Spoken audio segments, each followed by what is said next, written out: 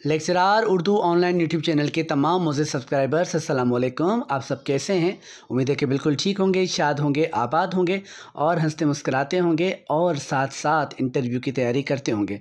Interview के हवाले से एक तो शख्सियात के नोट्स आपके साथ वीडियोज़ की सूरत आपके साथ उनका इश्तराक किया गया और साथ साथ एक और सिलसिला भी जारी था जिसमें हमने 5 ऐसे इंटरव्यूज़ आपके लिए पेश किए जो कामयाब उम्मीदवारों के इंटरव्यूज़ थे और उन इंटरव्यूज़ से हमें ये मालूम होता था कि कौन कौन से सवालात पैनल की तरफ से पूछे जाते हैं और उनके जवाबात दुरुस्त जवाबात कौन कौन से हैं। इंटरव्यूज़ में तमाम जवाबात सवालात के जवाबात मौजूद हैं, मुस्तनद हवालों के साथ मौजूद हैं। इन इंटरव्यूज़ और असल इंटरव्यूज़ में सिर्फ ये फ़र्क है कि जिन सवालात के जवाबात उम्मीदवारों ने नहीं दिए उन सवालात के जवाबात भी आपके लिए यहाँ पर हम पेश कर रहे हैं, क्योंकि जिन सवालात के जवाबात के हवाले से उम्मीदवारों ने माज़रत चाही तो ज़ाहिर है कि उनके जवाबात आप तक कैसे पहुँचेंगे। तो मुख्तलिफ़ तहकीकी कुतुब से मदद लेकर, तवारीख़ से मदद लेकर और बेहतरीन मुस्तनद किताबों से मदद लेकर आपके उन मुश्किल सवालात के जवाबात लेकर आज की वीडियो की सूरत आपके साथ मौजूद हैं। तो ये वीडियो मुकम्मल देखिएगा।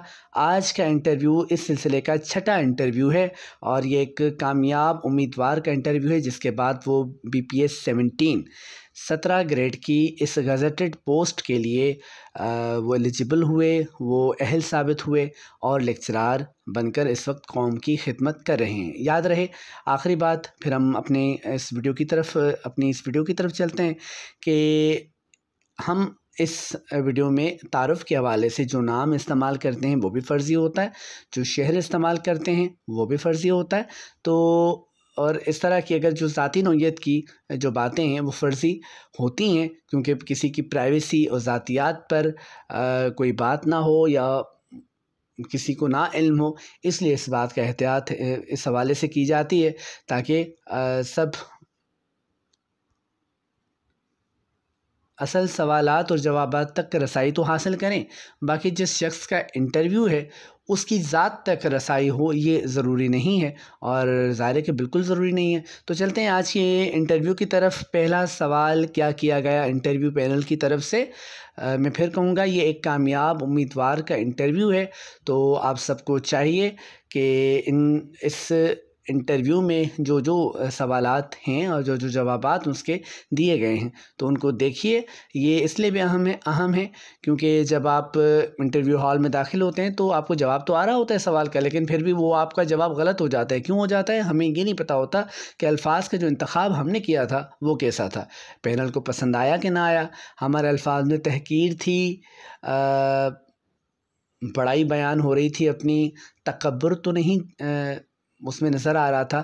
तो ये तमाम बातें एक नए उम्मीदवार के लिए समझना बहुत ज़्यादा ज़रूरी है, लेकिन समझ नहीं पाते हैं अक्सर लोग। लिहाजा आप देखिएगा कि सवाल कैसा किया जा रहा है, उसके जवाब कैसा दिया जा रहा है। तो पहला सवाल, अपना तारुफ़ करवाएं। ठीक है जी, अपना तारुफ़ कराएं। तो तारुफ़, सर मेरा नाम शहरियार अली, जो कि ये एक फ़र्ज़ी नाम है।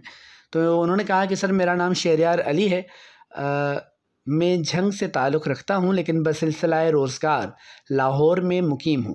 मैंने 2015 में MA उर्दू किया। वालिद के इंतकाल के बाद घर की तमाम मुआशी ज़िम्मेदारियाँ मेरे ज़िम्मे हैं, इसलिए आगे तालीम जारी न रख सका। सर मैं इस वक्त एक निजी कॉलेज में बतौर माहिर मज़मून उर्दू अपनी खिदमात सरअंजाम दे रहा हूँ।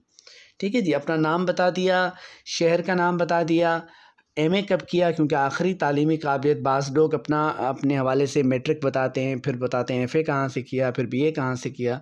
तो अगर वो आपको स्पेस दे रहे हैं, अगर वो कह रहे हैं कि आप बताएं तो फिर तो बताएं, लेकिन जब आप अपनी आखिरी क्वालिफ़िकेशन जिसके बलबूते पर आप यहाँ पर मौजूद हैं, यानी जिस क्वालिफ़िकेशन पर आपने इस मुलाजमत के लिए अप्लाई किया था और इसके लिए दरख्वास्त दी थी, अर्ज़ी दी थी, उस क्वालिफ़िकेशन को, उस तालीमी काबिलियत को उस सनद के हवाले से बताना ज़रूरी है। ठीक है, यानी लाज़मन कम से कम भी एमए से आप शुरू करें और उसके बाद आपने अगर एमफिल किया है या नहीं कर सके तो वो भी। अगर आपने एमफिल नहीं किया तो उसकी वजह कोई ऐसी होनी चाहिए जो सुनने वाले पर गिरा ना गुज़रे और बल्कि वो मुतासिर हो। ठीक है, तो इन्होंने क्या वजह पेश की कि वालिद के इंतकाल के बाद जो है वो तमाम तर ज़िम्मेदारियाँ जो हैं वो इन पर आ गई, लिहाजा ये तालीमी सिलसिला जारी ना रख सके। ठीक है जी, अगला सवाल तारुफ़ के बाद किया गया, जो कि अक्सर उम्मीदवारों से किया जाता है कि आप लेक्चरार क्यों बनना चाहते हैं? सर, मेरे वालिद साहब एक सरकारी कॉलेज से बतौर क्लर्क वाबस्ता थे।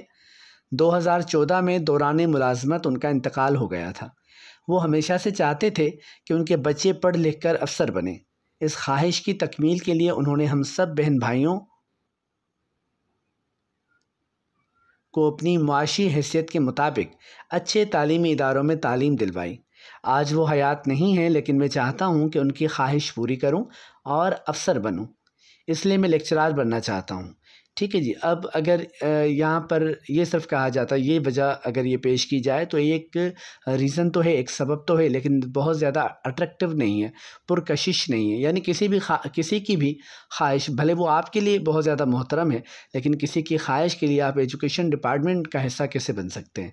तो एक तो ये ठीक है, अच्छी वजह इन्होंने बताई। और आगे की वजह क्या थी? लेक्चरार बनने की एक दूसरी वजह ये भी है कि मुझे बचपन से उर्दू अदब से गहरा लगाव रहा है। मुझे किताबें पढ़ना और उन पर बात करना हमेशा से पसंद है। सर, इससे बढ़कर मेरे लिए खुशबख्ती की बात और क्या होगी कि अगर मेरा शौक़ ही मेरा ज़रिया मुआश बन जाए। देखिए, दुनिया की सबसे बड़ी अयाशी क्या है? बाज़ लोगों के नज़दीक तो बहुत सी चीज़ें हैं, लेकिन मेरे नज़दीक और मेरे जैसे लोगों के नज़दीक सबसे बड़ी ज़हनी अयाशी या ज़िंदगी को गुलजार बना देने वाला जो अमल है वो ये है कि जो आपका शौक़ है वो आपका ज़रिया मुआश बन जाए। तो ज़रिया मुआश यानी आप उससे अर्न भी करेंगे, कमाएंगे भी, अपना आपका घर भी बहुत अच्छे तरीके से आप सर्वाइव करेंगे, आप ज़िंदगी गुजारेंगे, घर भी चलेगा और साथ साथ आपके शौक़ की तकमील भी होती जाएगी। तो इससे बढ़कर क्या बात हो? यानी मैं अपनी बात करूँ तो मैं पढ़ाते हुए बड़ा एंजॉय करता हूँ, बड़ा मुझे मज़ा आता है। ठीक क्यों आता है? ये लुत्फ़ क्यों मुझे हासिल होता है? क्योंकि मैं ये हमेशा से करना चाहता था। तो जो ये साहब हैं, इन्होंने भी ये कहा कि ना सिर्फ वालिद साहब की ख्वाहिश है, बल्कि साथ साथ मैं ये ख़ुद भी करना चाहता हूँ, क्योंकि मुझे किताबें पढ़ने का बड़ा शौक़ है और ये शौक़ अगर ज़रिया मुआश बन जाए तो बड़ी बात है। अब सवाल की तरफ आते हैं। क्या सवाल किया गया? पहला, खाका किसे कहते हैं? एक अच्छे खाके में क्या खुसूसियात होती हैं? ये सवाल अगर आपसे किया जाए तो क्या जवाब देंगे? देखिएगा। सर, खाका के लुग़वी मायने नक्शा और ढांचा के हैं। अंग्रेज़ी में खाका को स्केच कहा जाता है। ठीक है जी। अदब के हवाले से बात करें तो खाका ऐसी तहरीर को कहते हैं जिसमें किसी भी शख्स की ज़िंदगी के अहम गोशों को तहरीर किया जाता है। इसे हम उस शख्स की कलमी तस्वीर भी कह सकते हैं। खाका में खाका निगार शख्सियत का सरतापा नक्शा, आदत उत्वार, अच्छाइयाँ और कमज़ोरियाँ और मिजाज को इख्तिसार के साथ इस तरह बयान करता है कि पढ़ने वाले को यूँ महसूस होता है जैसे वो उस शख्सियत से कभी मिल चुका हो। यानी आप भले ना मिल चुके हों।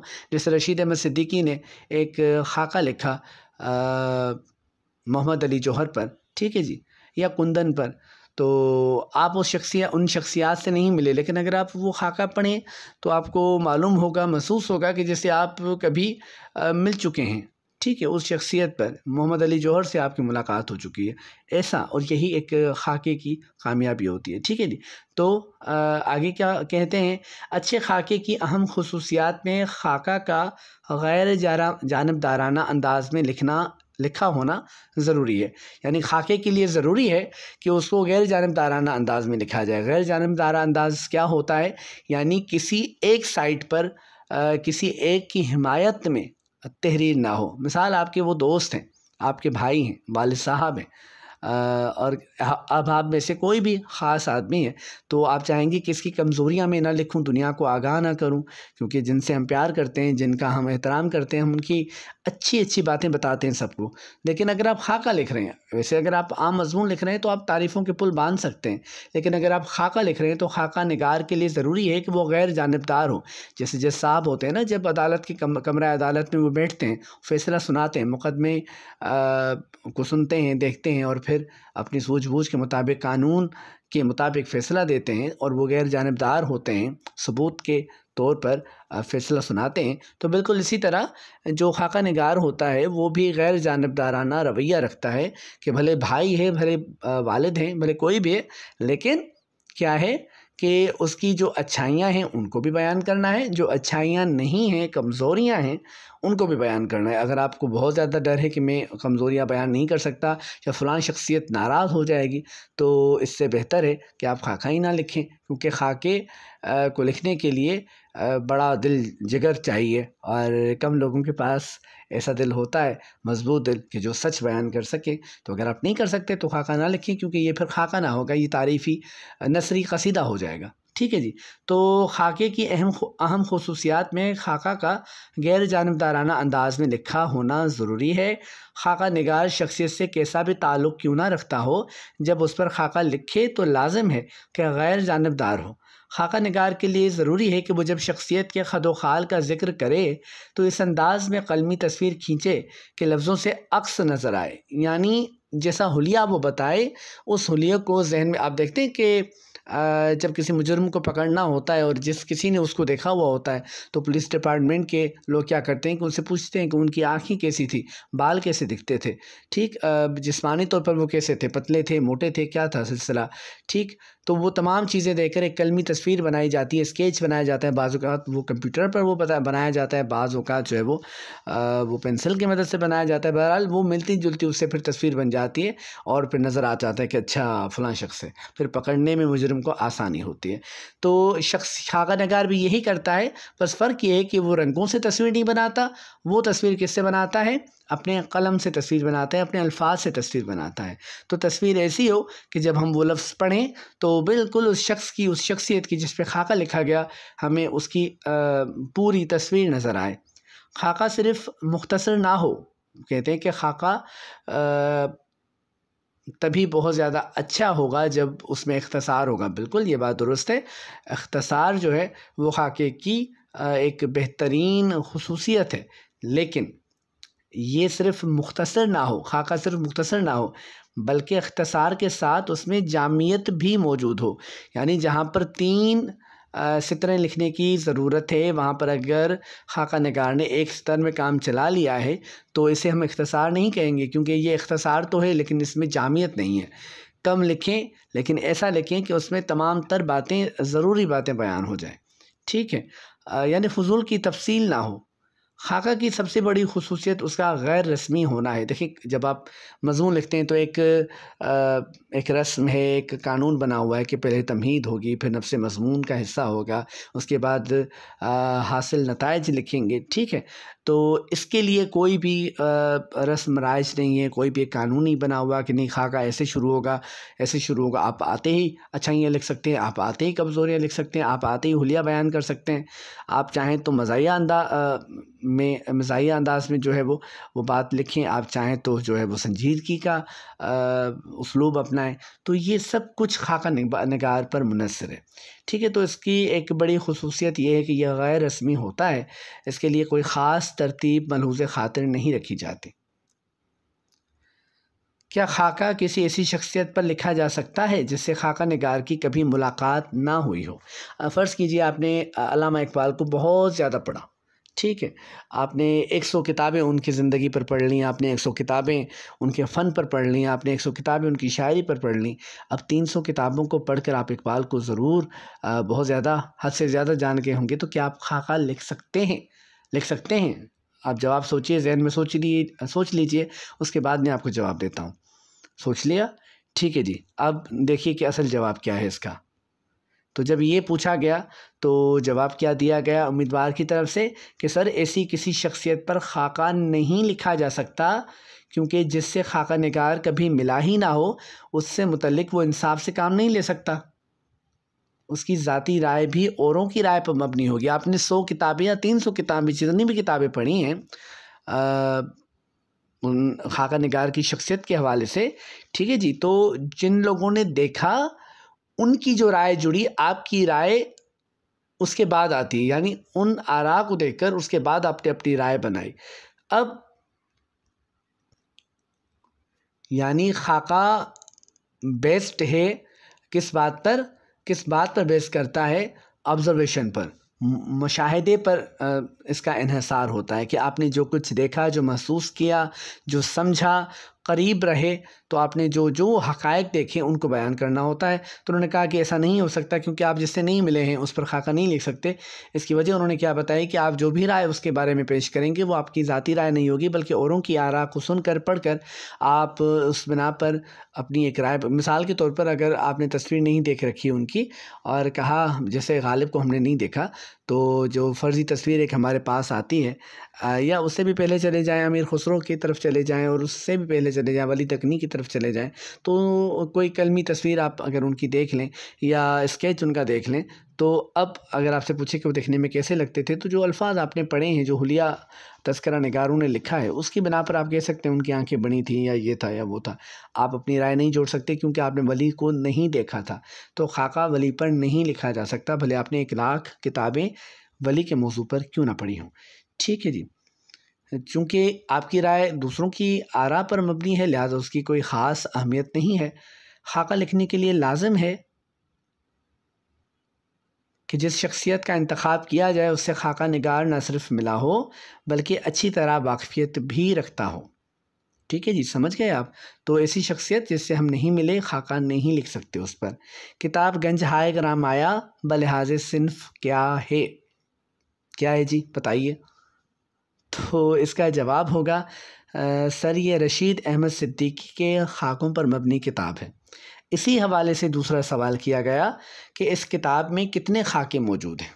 अब अगर आपने किताब पढ़ी होगी, देखिए हर दुनिया के और ज़िंदगी के हर मामले में शॉर्टकट इस्तेमाल ना किया कीजिए। मुझे चंद स्टूडेंट्स ने, चंद तलबा ने रब्ता किया और उन्होंने कहा कि सर हमें मशवरा दीजिए कि क्या क्या पढ़ें, अदब की किन किन मौज़ूआत को पढ़ें। इतने सारे ढेर सारे नावल्स हैं, खाके हैं, खाकों के मजमूए हैं, आप बीतियाँ हैं, सफ़रनामे हैं, अफ़सानवी मजमूए इतने ज़्यादा हैं और उनमें इतने ज़्यादा अफ़साने हैं और उसके अलावा दीगर असनाफ़ की तो इंशाई और इस तरह मज़ामीन, इनकी तो मकाले हैं बहुत ज़्यादा, तो इनकी तो बात ही नहीं करें। और शायरी जो कि 75% है उर्दू अदब का, यानी 75% जो उर्दू अदब का है वो शायरी पर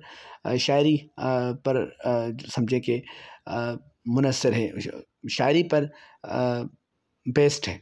तो अब उस पर हम कैसे मैनेज करें, इन तमाम चीज़ों को कैसे पढ़ें, तो हमें बताएं कि हम किन किन चीज़ों को पढ़ें। और मुझे हंसी भी आती है जब तलबा ये कहते हैं कि सर हम नावलों के ख़ुलासे पढ़ लें तो कैसा रहेगा, हम अफ़सानों के ख़ुलासे पढ़ लें। तो मुझे हंसी आई कि अफ़साना बज़ाते ख़ुद बहुत ज़्यादा इख्तिसार का हामिल होता है और उससे इख्तिसार का और मज़ीद इख्तिसार क्या होगा, कैसे आप उसको मुख्तसर को मज़ीद मुख्तसर करके कैसे पढ़ेंगे। ठीक है, इख्तिसार दर इख्तिसार होगा ये तो फिर, या मुख्तसर दर मुख्तसर होगा, तो ये ना करें। हमारा मसला ये है कि हम जब भी कमीशन का इम्तिहान होने वाला होता है या सीट्स आ जाती हैं तब हम जो है वो कमर कसते हैं और पढ़ने की तरफ भागते हैं, देखते हैं कौन सी किताब मार्केट में नहीं आई है। और किताब या गाइड या जो कुछ, मैं एहतरामन गाइड्स को भी किताब कहता हूँ, किताबें हैं ये भी ठीक। अब वो पढ़ने वाला ख़ुद देखेगा, मैं फिर कहूँगा कि मैं एहतरामन कहता हूँ। तो आप पढ़ें हर किताब, बकौल डॉक्टर सलीम अख्तर साहब के, कि हर किताब अदब नहीं होती। तो बाज़ार में बिकने वाली जो किताबी शक्ल में जो भी एक चीज़ आपको मिल रही है वो किताब ही है, ये मैं इस हवाले से राय नहीं दे सकता।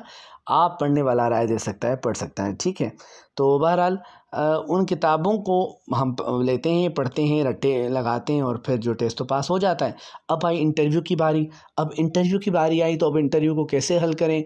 हमें तो रट्टा मारने की आदत है, हमें तो एमसीक्यूज़ पढ़ने की आदत है, वो तो ज़हनी सलाहियत पर है कि कुछ लोगों को 1 घंटे में 100 एमसीक्यूज़ याद हो जाते हैं, कुछ लोगों को नहीं होते हैं, किनको थ्योरी समझ आती है, किसी को नहीं आती। तो बहरहाल ये मसला होता है। फिर हमारे पास किताबें नहीं होती। नॉवेल्स चूँकि हमारी ज़िंदगी का तरीका ऐसा है कि हम चाय पिएंगे लोगों के साथ और बड़े बड़े मॉल्स में जाकर शॉपिंग करेंगे, कपड़े लेंगे, ये नहीं सोचेंगे कि ये 1 माह में कलर इसका ख़राब हो जाएगा, लेकिन ये सोचेंगे कि अच्छा किताब है, ये 1000 रुपये की किताब है, 2000 रुपये की किताब है, तो ये लेंगे तो एक बार पढ़ ली तो फिर तो 2000 ज़ाया हो गए। हालांकि किताब कभी नहीं ज़ाया होती। बहरहाल ये अलग मौजू है। कहने का मकसद ये है कि मुताला नहीं होता और फिर हम शॉर्टकट ढूंढते हैं। शॉर्टकट से बचें। मेरा मशवरा है कि किताबें पढ़ें।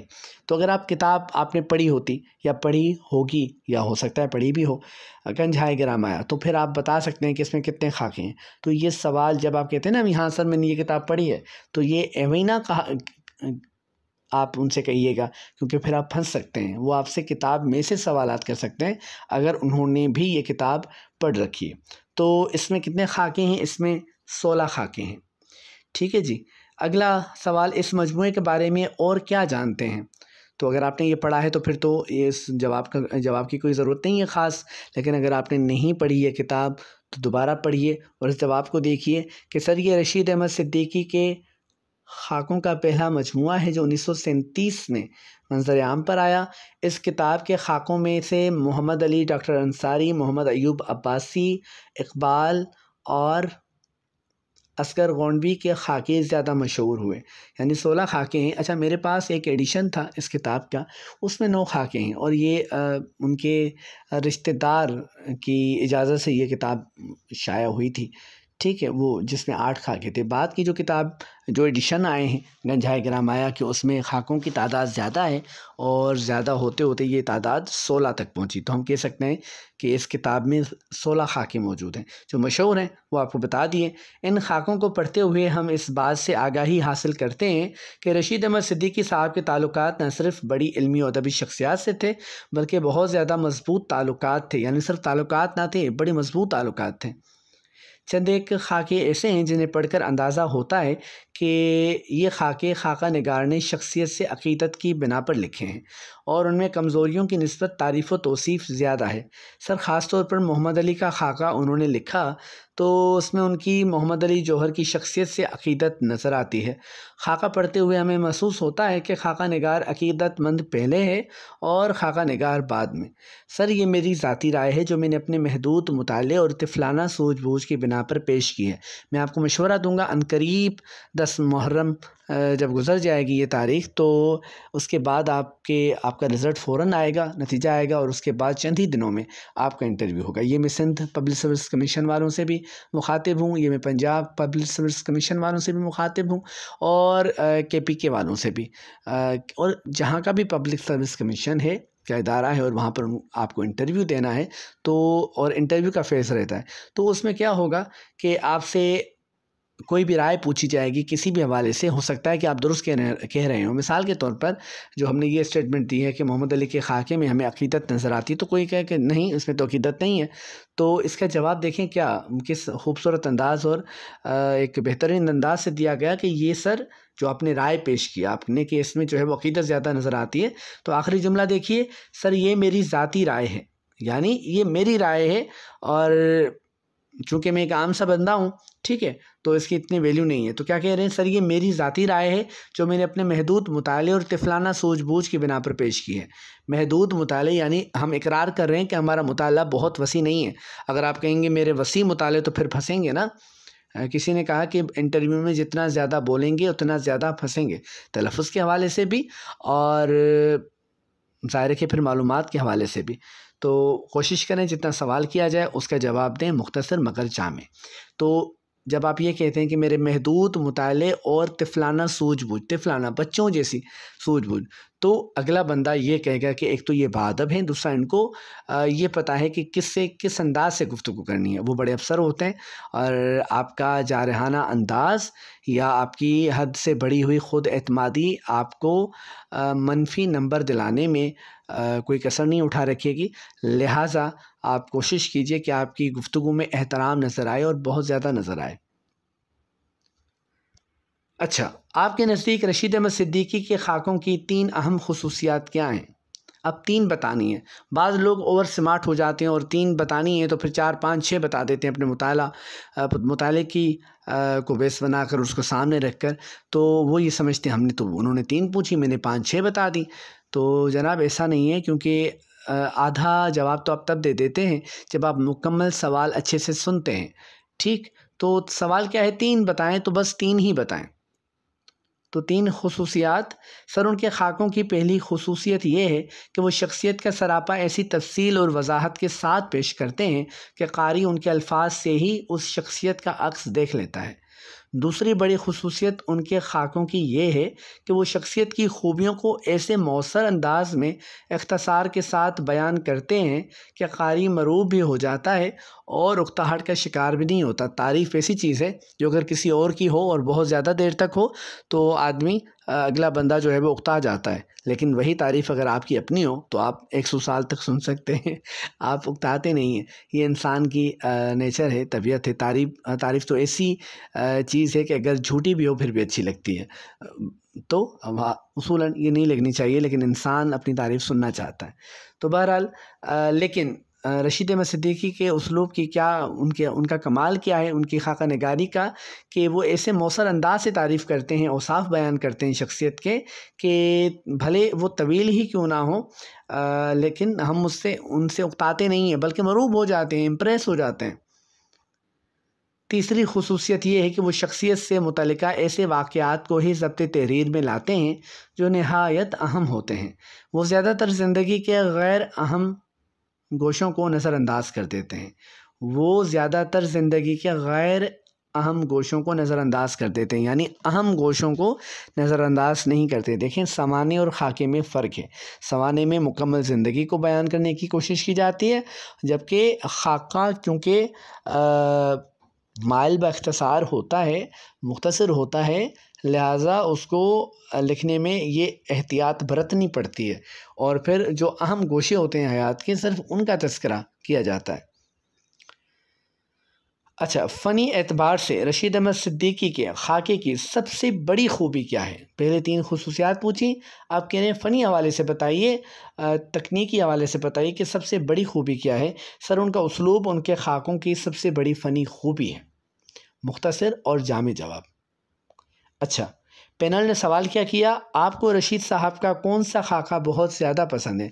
अब इसका जवाब तभी दे सकते हैं जब आपने कोई खाका पढ़ा हो। बिलफ़र्ज़ आपने किताब का तारुफ़ पढ़ लिया और किताब की कवर को देख लिया, या रिख्ता वेबसाइट पर गए और किताबों को जांचा, देखा, और जब ये सवाल आएगा तो आप बड़े खुश हुए कि अच्छा, मैं तो जानता हूँ कि ये 1937 में आई, मैं तो जानता हूँ कि इसमें 16 खाके हैं, मैं तो जानता हूँ कि रशीद साहब की ये लिखी हुई है, इसमें मोहम्मद अली का खाका है, इसका गोंडवी का है, इकबाल का है। लेकिन अगर आपसे कहा जाए कि कौन सा खाका बहुत ज़्यादा पसंद है, तो फिर ज़रूर आप उस खाके का नाम लेंगे जो आपने पढ़ा होगा। और अगर आपने नहीं पढ़ा और आपने नाम ले लिया और आपसे उस खाके में से पूछ लिया गया, फिर तो आप साबित हो जाएगा कि आपने गलत बयानी की है। और यकीन रखिए, अगर पैनल को ये यकीन हो जाए कि आपने गलत बयानी की है, तो वो आपका सिलेक्शन जो है, आपका इंतखाब नामुमकिन हद तक मुश्किल हो जाता है। और ये कॉमन सेंस की बातें आम तौर पर समझी जा सकती है कि जो उस्ताद है, जो इतने बड़े अहम मनसब के लिए ज़बानी इम्तिहान दे रहा है, ठीक है जी, तो वो किस तरह झूठ बोल सकता है या गलत बयानी कर सकता है? तो कम अज़ कम भी 2-3 खाके हर खाका निगार के आपने पढ़े हुए हों, ये लाजिम है। तो जवाब क्या दिया कि कौन सा खाका पसंद है? सर, मुझे उनका खाका कुंदन बहुत ज़्यादा पसंद है। अच्छा जी, ये खाका भी गंजहाए गिरामाया का हिस्सा है? नहीं सर, ये खाका उनके खाकों के दूसरे मजमूए हम नफ़साने रफ्ता में शामिल है और उर्दू के चंद बेहतरीन खाकों में शुमार होता है। चलें जी, इस वीडियो को देखने के बाद अगला काम ये कीजिएगा कि कुंदन जो खाका है रशीद अहमद सिद्दीकी का, एक तो ये पढ़ लें, मोहम्मद अली भी पढ़ लें, ये बड़ा मशहूर खाका है उर्दू अदब का, और कुंदन तो लाजवाल खाका है। और इसकी अहम खूबी ये है कि अमूमन समझा जाता है कि खाका किसी बड़ी शख्सियत पर लिखा जाता है या लिखा जा सकता है, लेकिन इन्होंने एक बिल्कुल आम और मामूल जिसरा नामदेव माली पर खाका लिखा मौलवी अब्दुल हक ने, और साबित किया कि मालियों पर भी खाका लिखकर उनसे सीखा जा सकता है। तो बिल्कुल इसी तरह कुंदन पर भी खाका, वो भी एक आम शख्स था, उस पर खाका लिखा गया। ये ज़रूर पढ़िए खाका। खाकों के इस मजमूए का नाम गंज हाय ग्रामाया कहाँ से लिया गया? ठीक है जी, इसका जवाब है सर, ये नाम मिर्ज़ा असदुल्ला खां गालिब के मशहूर शेर से लिया गया है। किसके शेर से? गालिब के शेर से लिया गया है। शेर कुछ यूँ है, मकदूर हो तो खाक से पूछूं कि ए लईम, तूने वो गंज हाय ग्रामाया क्या की है। मकदूर हो तो खाक से पूछूं कि ए लईम, तूने वो गंज हाय ग्रामाया क्या की है। क्या अच्छा शेर है, याद कर लीजिए, आपके काम आएगा। और सुनाने में अच्छा लग रहा है, सुनने में भी ज़्यादा अच्छा लगता होगा। लईम, इसमें थोड़ा सा मुश्किल लफ्ज़ है लईम, इससे क्या मुराद है पूछा जा सकता है। मिसाल के तौर पर अगर आप यूनिवर्सिटी से पढ़े हैं और प्राइवेट एम ए आपने नहीं किया है और रेगुलर क्लासेस ली हैं आपने, तो आपका CGPA होता है। ठीक है जी, तो जब मेरा इंटरव्यू हुआ था तो उसमें ये एक आम सा सवाल, आपको ये तो पता है, अब जो आप वीडियोस देख रहे हैं आप ज़रा ख़ुद से पूछिए कि आपको क्या इसका मुकम्मल, ये तो शॉर्ट फॉर्म है ना, इसका फुल फॉर्म आता है इस पूरे का CGPA का। तो ये सवाल किया गया था और मुझे आ रहा था, तो अल्लाह का शुक्र है मैंने बता दिया। तो जैसे हम GP कहते हैं तो उर्फ़ आम में, तो उस पूरे का जो मुकम्मल उसका शॉर्ट फॉर्म हम यूज़ करते हैं, तो उसका फुल फॉर्म क्या है, तो ये भी जान रखिए, याद कीजिएगा। ठीक है, चूँकि हमारा मौजू नहीं है लिहाजा इस पर बात नहीं करें। मैं आपको ये बताना चाह रहा हूँ कि छोटी से छोटी जो चीज़ होती है, छोटे से छोटा जो नुक्ता होता है, उसके बारे में भी पूछा जा सकता है। तो लईम एक नया लफ्ज़ है, मेरे लिए भी नया लफ्ज़ था। ठीक है सर, इस लफ्ज़ के मायने बख़ील, कमीने, नीचे और रज़ील के हैं। ठीक है, वो कौन सा खाका निगार है जिसके खाकों के मजमूए के नाम एक लफ्ज़ी हैं? आपके जहन में नाम आ रहा है? कौन से खाका निगार साहब हैं जिनके खाकों के जो मजमूए हैं वो एक ही लफ्ज़ पर एक मजमूए का नाम ख़त्म हो जाता है? जैसे गंज हाय ग्राम माया 4 अल्फाज का मजमूआ है इस मजमूए का नाम। तो इसका जवाब है कि सर मोहम्मद तुफ़ैल ऐसे खाका निगार गुज़रे हैं जिनके खाकों के मजमूए के नाम एक लफ्ज़ी हैं। साहब, आप, जनाब, मोहतरम, मुकर्रम, मुहब्बी और मुअज़्ज़म उनके खाकों की किताबें हैं। उन्होंने यानी मोहम्मद तुफ़ैल ने एक किताब मखदूमी के नाम से भी लिखी थी जिसमें एक ही खाका था। ये खाका किस अदीब का था? सर, उन्होंने मखदूमी किताब में एक ही खाका शामिल किया है और वो खाका पाकिस्तान के कौमी तराने के खालिक शायर जनाब अबुल असर हफ़ीज़ जालंधरी का है। अगला सवाल, किताबी चेहरे किसके खाकों का मजमूआ है? सर, ये ज़मीर जाफ़री के खाकों का मजमूआ है। ज़मीर जाफ़री बहुत अच्छे शायर भी थे। मिज़ा उनकी शायरी की अहम ख़ुसूसियत है कि आप उनकी कोई ऐसी नज़्म सुना सकते हैं जिसमें ये खूबी भी मौजूद हो जो उनका हवाला है। जी सर, उनकी एक नज़्म है, एक रेल के सफ़र की तस्वीर खींचता हूँ। उसके चंद शेर मुझे याद हैं और वो कुछ यूँ हैं, जैसे आदमी नामा के, जैसे बरसात की बहारें जैसी नज़में हैं नज़ीर साहब की, नज़ीर अकबर आबादी की। तो अगर आप कहेंगे सर ये तो बहुत ज़्यादा तवील है, या वो है कि वो देश से आने वाले बता किस हाल में हैं, या राने वतन अख्तर शिरानी की, तो आप ये ना समझें कि चूँकि बहुत ज़्यादा तवील है तो हम इसको याद ना करें। चंद शेर भी अगर आप याद कर लेंगे नज़्म के, तो ये तासुर जाएगा कि आपने उस नज़्म को ना सिर्फ पढ़ा है बल्कि आपने इस दिलचस्पी के साथ पढ़ा है कि वो आपको याद हो गई है।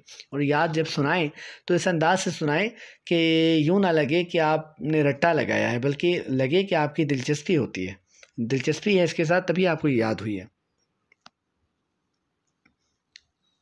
इसी में मिल्लत बेज़ा समाजा कूद जा भर जा, तेरी किस्मत में लिखा जा चुका है तीसरा दर्जा।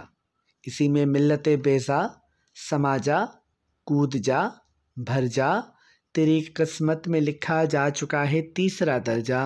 न गुंजाइश को देख इसमें, न तू मर्दम शुमारी कर, लंगोटी कस खुदा का नाम ले, घुस जा सवारी कर।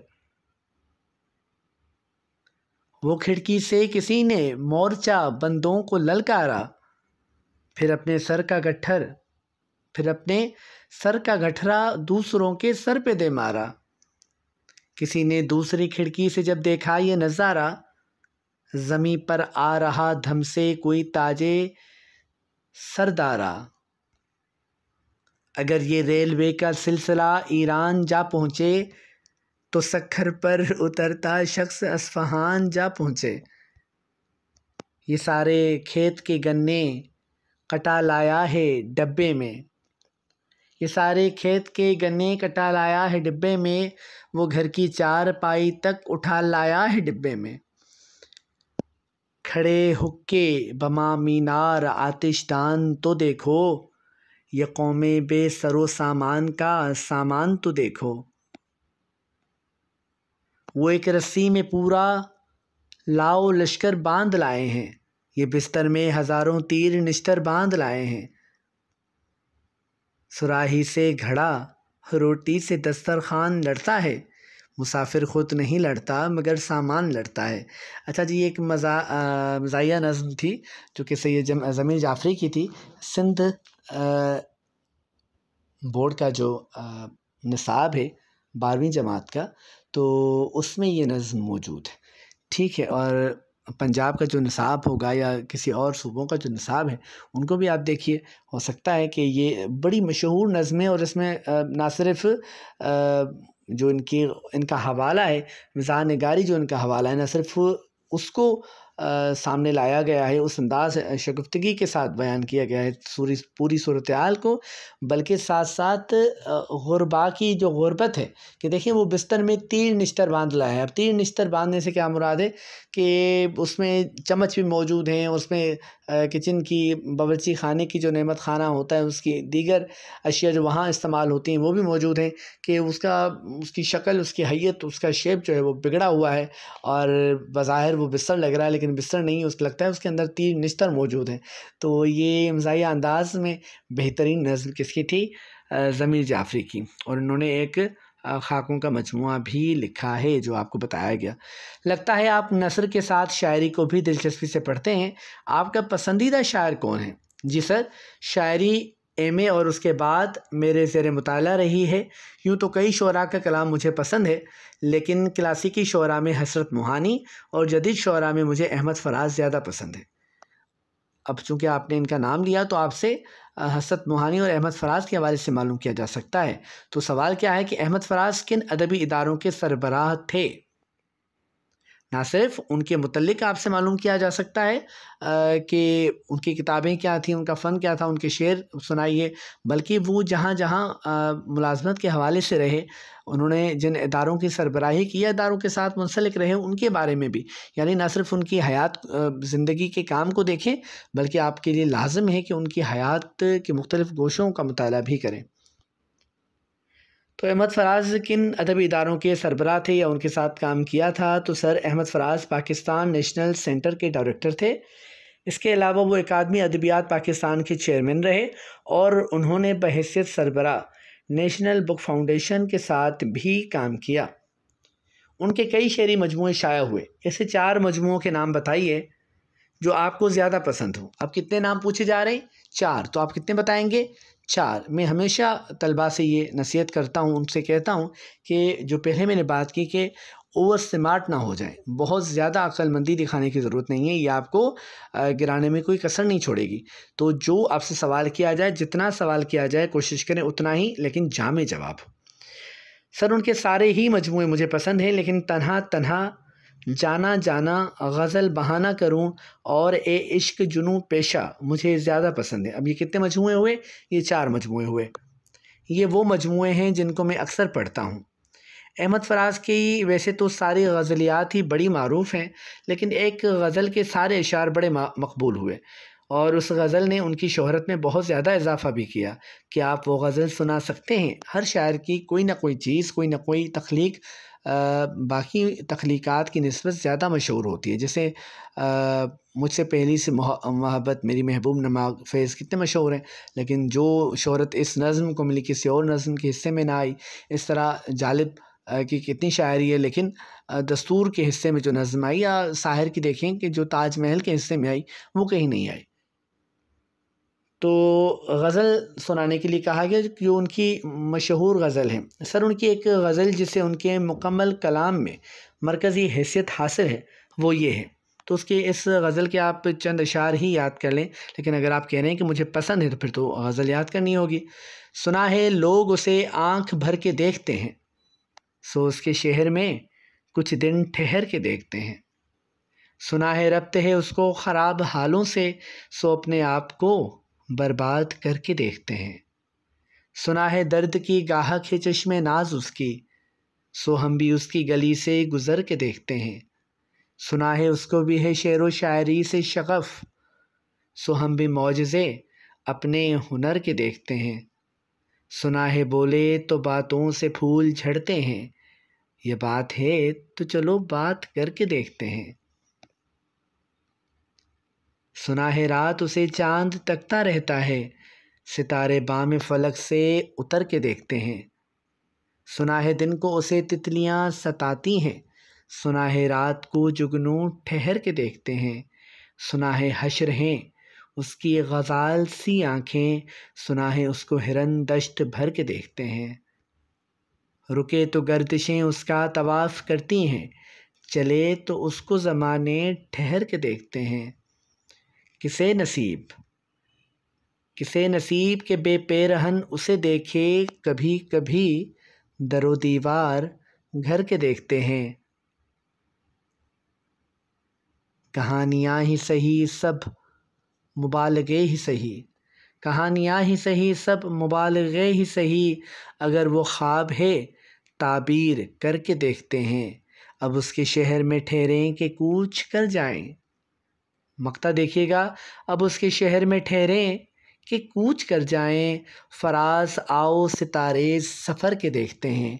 सुना है लोग उसे आँख भर के देखते हैं। तो ये गज़ल बड़ी मशहूर व मारूफ़ और मकबूल गज़ल है, और जब जब फराज का नाम आएगा इस गज़ल का हवाला भी दिया जाएगा, तो उसको याद कर लीजिए। क्या फराज तरक्की पसंद शायर थे?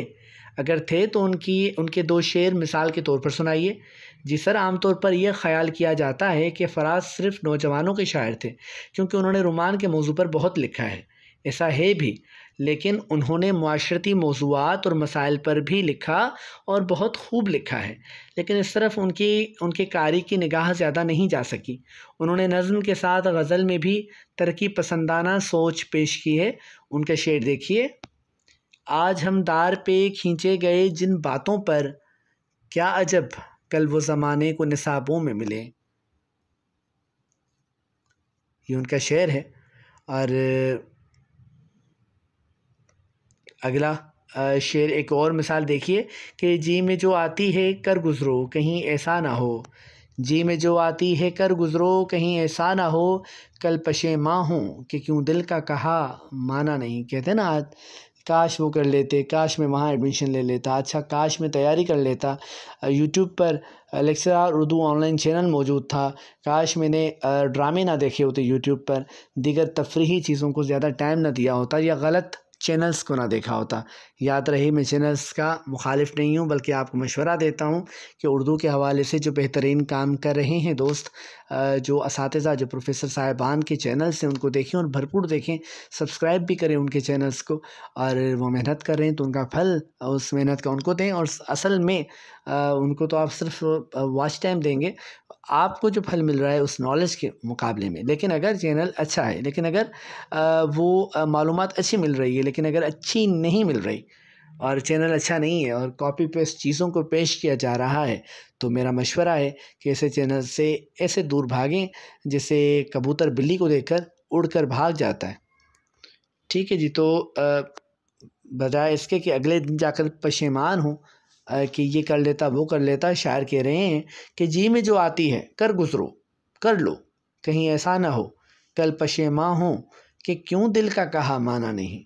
अगला सवाल, फराज के हम असर शोरा में से चंद अहम शोरा के नाम बताइए। सर जॉन एलिया, काबिल अजमेरी, शकीब जलाली, सलीम अहमद, मोहसिन नकवी और नासिर काज़मी उनके हम असर अहम शोरा थे। जॉन एलिया, अहमद फराज और काबिल अजमेरी में एक हवाले से मुमासलत है, आप बताइए कौन सी। सर ये तीनों शायर 1931 में पैदा हुए थे। क्या आपको मुमासलत नज़र आई? बल्कि फ़नी और फ़िक्री हवाले से तो बात नहीं कर रहे, लेकिन अब इस एक ही सवाल में आपने तीन अहम अदबी शख्सियात के बारे में जान लिया कि जॉन एलिया, अहमद फराज और काबिल अजमेरी तीनों 1931 में पैदा हुए, यानी आज के बाद आप कभी भी इन तीनों का सने पैदाइश नहीं भूलेंगे। आप मुझे शुक्रिया कहिए क्योंकि मेरी वजह से आपको ये बात मालूम हुई। अच्छा जी, असराए मज़ाक की बात हो रही थी।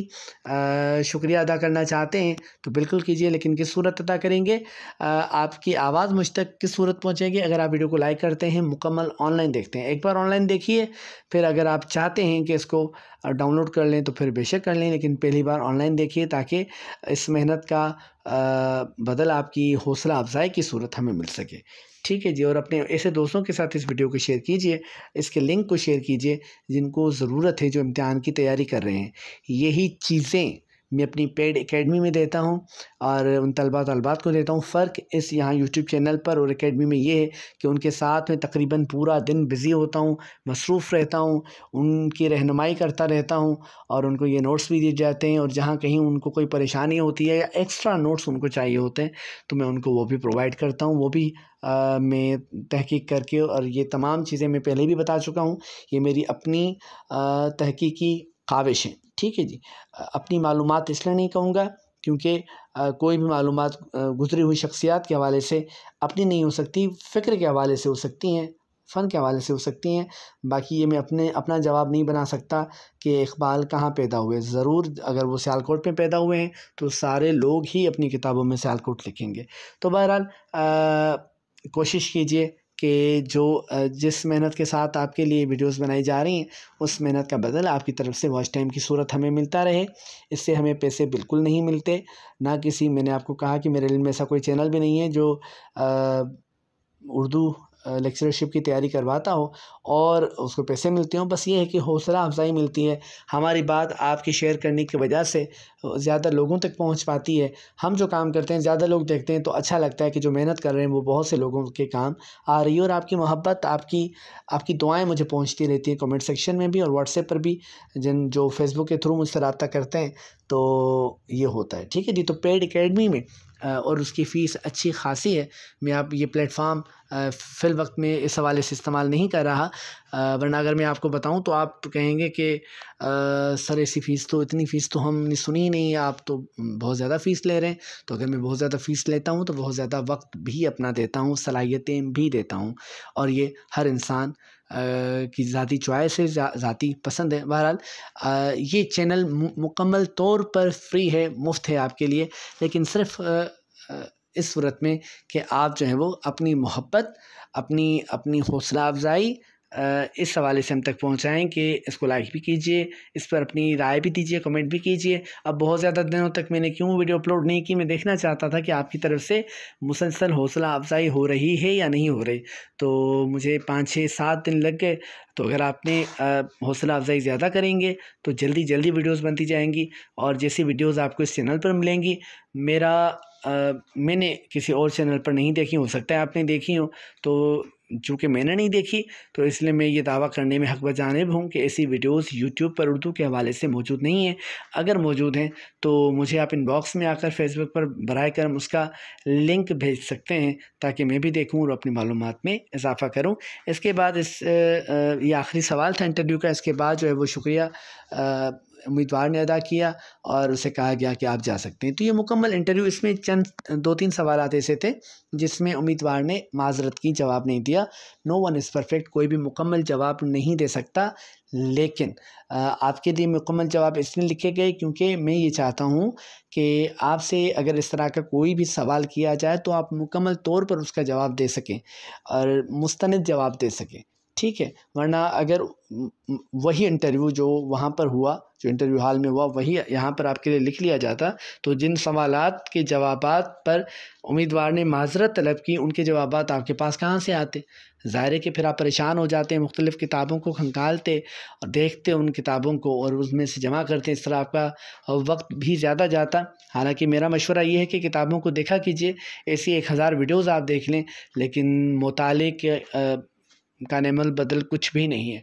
रोज़ाना किताब पढ़िए। इसके बाद मैं एक ऐसी वीडियो बनाने वाला हूँ जो आप इंटरव्यू की तैयारी करने वालों के लिए एक तोहफ़ा होगी। और वो वीडियो क्या है, उसमें मैं ऐसे नावलों की फ़हरिस्त देने वाला हूँ जो नावल उर्दू अदब के हवाले से लाजवाब नावल हैं। कमीशन का इंटरव्यू उन नावल से बाहर से बहुत कम चांसेस हैं कि हो, क्योंकि वो नावल्स अगर आपसे मालूम किया जाता है तो उन नावलों में से ही मालूम किया जाता है ज़्यादातर, क्योंकि वो इतने मशहूर व मारूफ़ नावल हैं और उर्दू अदब का एक अहम हवाला है। तो अगर आप चाहते हैं कि वो पूरी फ़हरिस्त आप तक पहुँचे तो मेरे साथ यहाँ इस चैनल पे साथ रहिए और अगली वीडियो का इंतज़ार कीजिए। आप अपना बहुत ज़्यादा अपनी तरफ से जो है वो हौसला अफजाई हम तक पहुँचाइए वीडियो को देखने की सूरत, ताकि जल्द से जल्द वीडियो अपलोड हो सके वो और आप तक पहुँचाई जा सके। अपने वक्त को ज़ाया मत कीजिए, इंटरव्यू की तैयारी कीजिए। इंटरव्यू बहुत करीब है, इंटरव्यू गुजर जाएगा तो फिर आप खुद ही, अगर आपने तैयारी ना की होगी, मेरा एक मशवरा है, मशवरा ये है कि ये ना सोचें कि मैं पास हूँगा या मैं फ़ेल हूँगा, मैं पास हो जाऊँगी या ना हो पाऊँगी। ठीक, देखिए ये मेरे अल्लाह के हाथ में है, ना आपके हाथ में है ना मेरे हाथ में है।